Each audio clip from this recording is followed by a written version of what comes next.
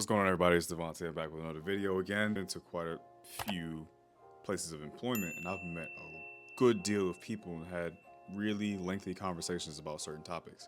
So, one of them is time off, as you've read in the video, and the emphasis on why it's important.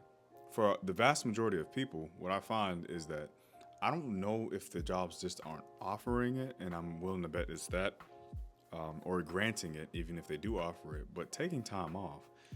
I've been in the position that I've been in for less than 6 months. We'll call it that. And I've I'm already gonna be on a week-long vacation.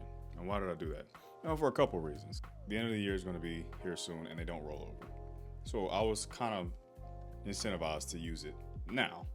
With me being here less than 6 months, to a lot of people that's like red flag. To me, it's like no, though. I think when we start to think of it like that, we dehumanize ourselves for the greater benefit of a corporation in such a way that you could be replaced tomorrow with someone that, like, the story that just came up recently was that the Wells Fargo worker was found dead in their office days after passing away. And, in lieu of things like return to office, we have to take into consideration just how much we have to prioritize ourselves, and not only work, but in relationships and so many other things. We don't like to take time off when you're a high performer or you feel like you have something to prove because maybe you have imposter syndrome. I don't know what the case may be, but a lot of times we don't take into consideration, take time off. Well, I've grown that muscle to ask because I will perform. I will perform while I'm there.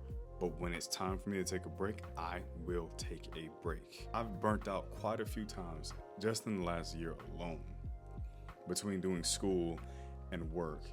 And there's an opportunity cost to burning out because, see, once you hit that peak level of cortisol that your brain can withstand, and anxiety inducing chemicals that happen in your brain of I gotta get this done, I gotta crank it out, that lack of sleep, that lack of good health, good food, exercise, all that good stuff. When you reach a certain peak, here's what happens. You go like this and then you just drop. And you don't know how long it's gonna take to climb back up. So your productivity starts to take a hit. And that's what I mean by opportunity cost. What does the opportunity that you're taking right now, what does it cost on the back end? Not just gain, because everything comes at a cost. We have to understand that. So not taking time off is kind of how I got there. I ended up being in the same course from going so hard. I've been doing all these different travel assignments and just work, and I've gotten wrapped up in trying to grasp everything in a new position that I kind of lost sight of things outside of work too. Whether you're new or older in your position, you're more senior, I have to implore you to take more time off. And when your body says it's tired, it's time, who are we to sit here and argue with it for a corporation? And not to say that all companies will just leave you to die in your office. I don't ever want to spread that message, but that's what happened. When do we start prioritizing our mental health and well-being so that we have more longevity? Because any company that's willing to drain you out to the point where you don't have anything left, any person that is willing to do like that to you and you only have this much left to breathe through, is not something that's sustainable long term. So if they're willing to squeeze that out of you, and not at all saying that this is applying to me, but if they're willing to squeeze that out of you and you burn out one day, ask yourself this: are they going to be at bat for you whenever you say, I don't have enough right now because I went so hard? Or are they going to still be focused on the metrics and things they can do to earn money?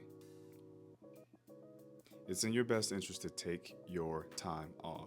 So I've plotted my time in. I have a week now that I'm taking off, and a couple months from now, I got another week.